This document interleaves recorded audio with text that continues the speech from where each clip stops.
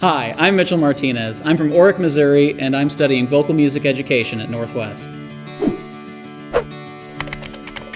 One of the big things that drew me to Northwest is since it was a smaller music department, I was able to keep a foot in both the vocal world and the instrumental world. Being able to do both whenever I got to Northwest just gave me the time that I needed to realize that wasn't the path that I wanted.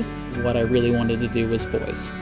I became a section leader my sophomore year, which is super unconventional, but the fact that I was able to practice my craft in a controlled environment and then learn new skills and then utilize those skills in front of my peers was awesome. And being able to try things out with a bigger group was equally as beneficial to how I am as a teacher now.